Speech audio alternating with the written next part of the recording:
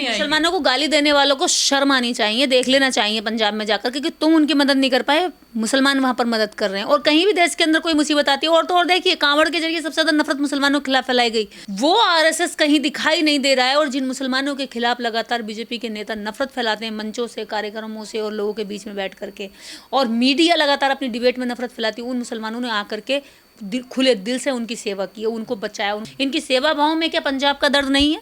क्या आरएसएस की सेवा भाव में हिमाचल के लोगों का डूबते हुए जो फ्लूट गिर रहा है, उसमें दब रहे हैं, मकान जा रहे हैं, बच्चे डूब रहे हैं, बह रहे हैं, उनका दर्द नहीं आता?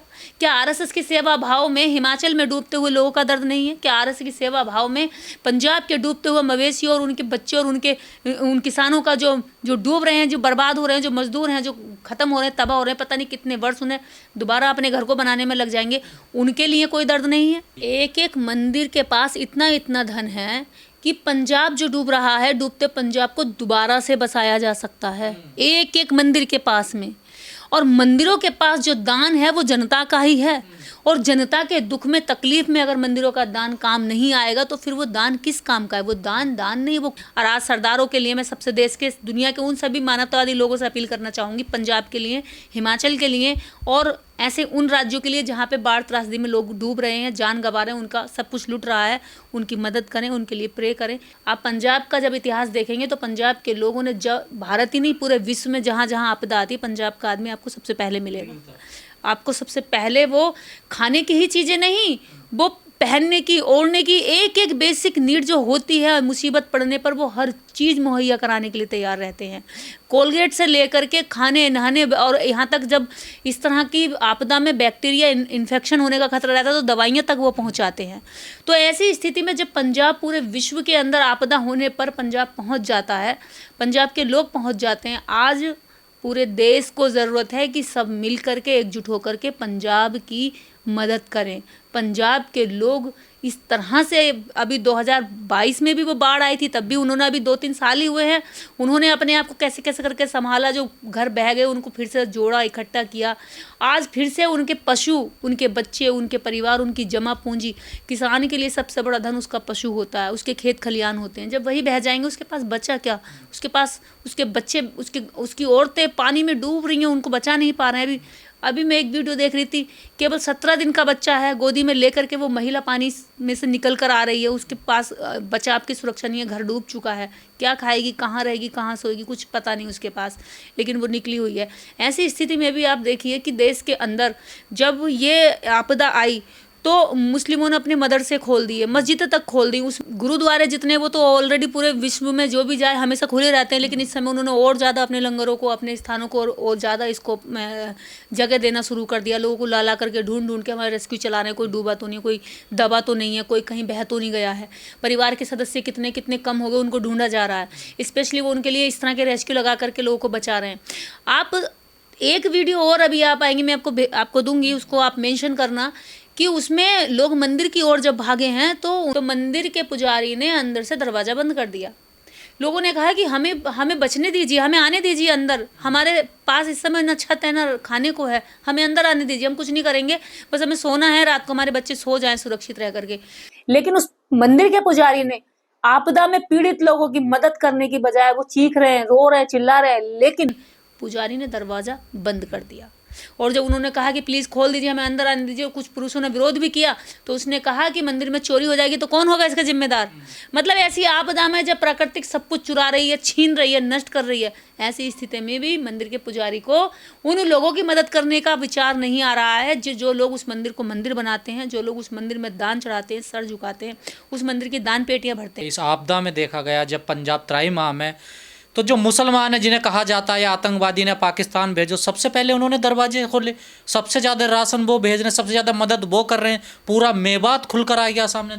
देखिए जो मदद मेवात से आई है, प्लस जो पंजाब के ही कुछ मस्जिद हैं, मदरसे हैं, उन सब ने एकजुट होकर के पूरा दिल खोल के मदद की है।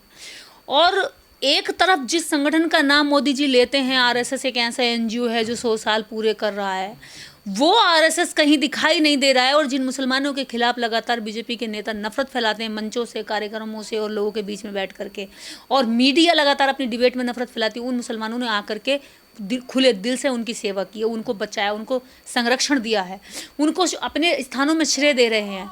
तो ऐसी स्थिति में पता चलता है कि देश धर्म से नहीं, नेताओं से परेशान है। देश जितना धर्मों की नफरतों में नहीं उलझा है, जितना नेताओं के भाषणों से आपसी नफरत में उलझा है।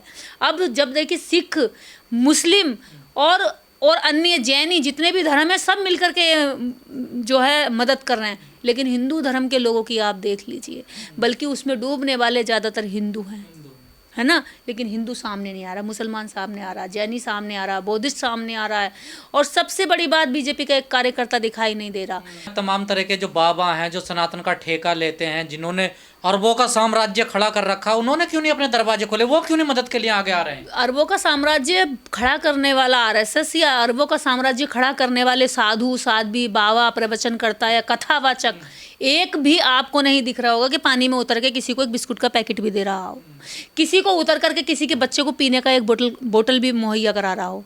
क्यों? क्योंकि इनको इस देश से सिर्फ धन लूटना है।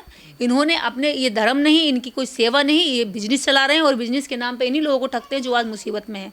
हम क्यों तैयार करते हैं इन लोगों की? क्योंकि ये हमारी मुसीबतें ख़त्म होंगी। भक्त लोग यही तो समझते हैं, जनता यही तो समझती है कि ये लोग हमारी मुसीबत ख़त्म करेंगे, लेकिन आज जब वास्तव में मुसीबत आई है तो उन्होंने दरवाजे बंद कर दिए, उन्होंने उनसे रिश्ता तोड़ लिया, सवाल नहीं खड़े कर रहे, ये नहीं कह रहे कि भाई आज जब देश के अंदर हमारे ऊपर मुसीबत आई है तो आपसे हम मदद नहीं मांगेंगे तो किससे मांगेंगे।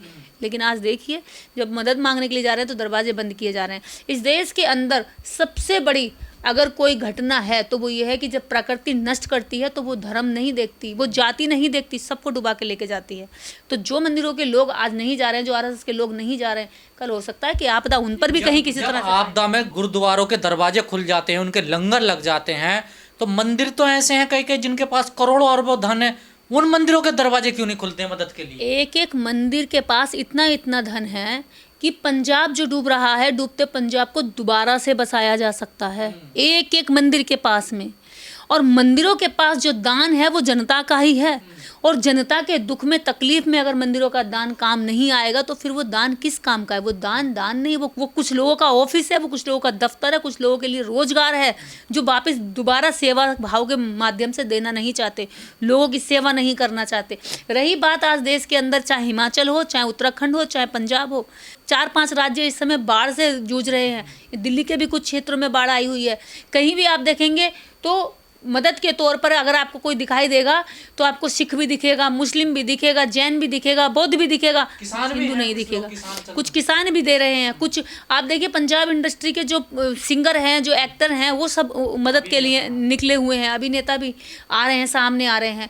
लेकिन सबसे बड़ी बात है कि जिस नाम को इस देश के अंदर राष्ट्रीय स्वयं सेवक के नाम से जाना जाता है, जो संगठन सबसे बड़ा बताया जाता है, जो संगठन खुद की अपनी डींगे हाँकता रहता है और कहता है कि हम तो भैया देश के अंदर सद्भावना चाहते हैं, समरसता चाहते हैं, देश में सेवा भाव करना चाहते हैं, तो आज इनकी सेवा भाव कहाँ चली गई? इनकी सेवा भाव में क्या पंजाब का दर्द नहीं है?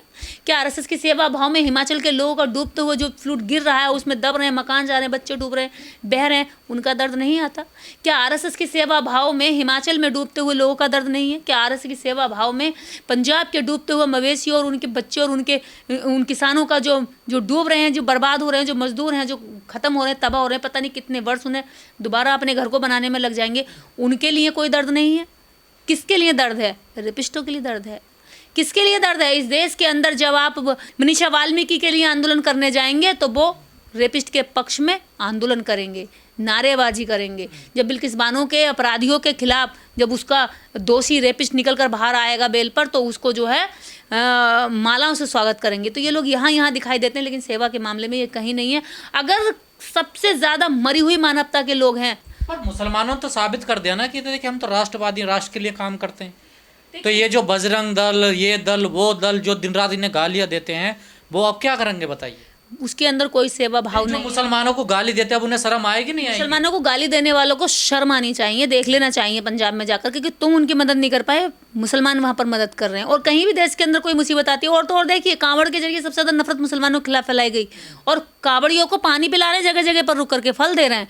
तो मुसलमानों के खिलाफ तो नफरत एक प्रोपेगेंडा है, ताकि देश की राजनीति गर्मा गर्म रहे और देश के अंदर हिंदू मुस्लिम का मुद्दा दिमाग में हावी रहे और लोग इसकी नफरत में बीजेपी को वोट दे दें, ये बता करके कि भैया हिंदू खतरे में, अगर बीजेपी को वोट नहीं दोगे तो हिंदू खतरे में आ जाएगा। बीजेपी कितना भी करप्शन करे आप सवाल नहीं करोगे, क्योंकि हिंदू खतरे में आ जाएगा। बीजेपी कितनी भी नफरत फैलाए आप सवाल नहीं करोगे, अगर सवाल करोगे तो हिंदू खतरे में आ जाएगा। आपके बच्चों की शिक्षा लूटी जाए, आप सवाल नहीं कर सकते, नहीं तो हिंदू खतरे में आ जाएगा। आप लोग बाढ़ में, आपदा में डूब रहे हैं, आप उन लोगों से सवाल नहीं कर सकते जो कहते हैं सबसे ज़्यादा राष्ट्र में सेवा भाव को रखने वाला एनजीओ वो मदद क्यों नहीं कर रहा, नहीं तो हिंदू खतरे में आ जाएगा। तो हिंदू खतरे में ना आ जाए, इसलिए ये सारी चीज़ें, ये मुद्दे दबाए जाते हैं, जनता बोल नहीं पाती है।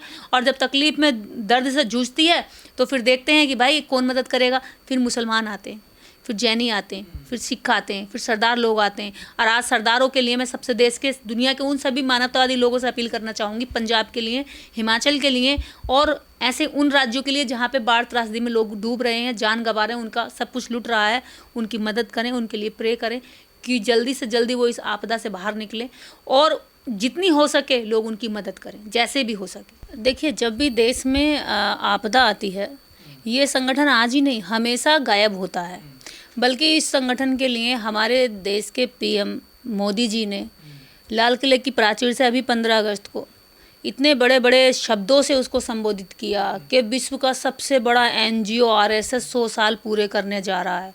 निष्ठा, सद्भावना, प्रेम, सेवा और अनुशासन का एक बड़ा उदाहरण, मिसाल पेश करने वाला आरएसएस एक एनजीओ है। तो जिस एनजीओ का नाम हमारे प्रधानमंत्री मोदी जी ले रहे हैं, उसका जिक्र कर रहे हैं, इतने महत्वपूर्ण भाषण में वो उस आरएसएस को भी इंक्लूड कर रहे हैं, तो इससे पता चलता है कि एक ऐसे संगठन का वो नाम ले रहे हैं जो कभी देश की सेवा के समय पे, देश में मुसीबत आने पर, प्राकृतिक आपदा आने पर कहीं पे भी वो दिखाई नहीं देता। आखिर कहाँ हैं ये लोग जो लाठियाँ भांजते चलते आते हैं? अगर किसी बहन बेटी के साथ गलत होता है और उसके खिलाफ आंदोलन करना होता है, अपराधी के खिलाफ, तो ये आरएसएस के लोग अपराधी के साथ खड़े होते हैं। ये आरएसएस के लोग रेपिस्टों को माला पहना रहे होते हैं। तो ऐसे लोग अब कहाँ हैं जो कहते हैं कि हम तो देश की सेवा ही, राष्ट्र सेवा ही हमारे लिए सबसे बड़ी धर्म है, सबसे बड़ा कर्म है?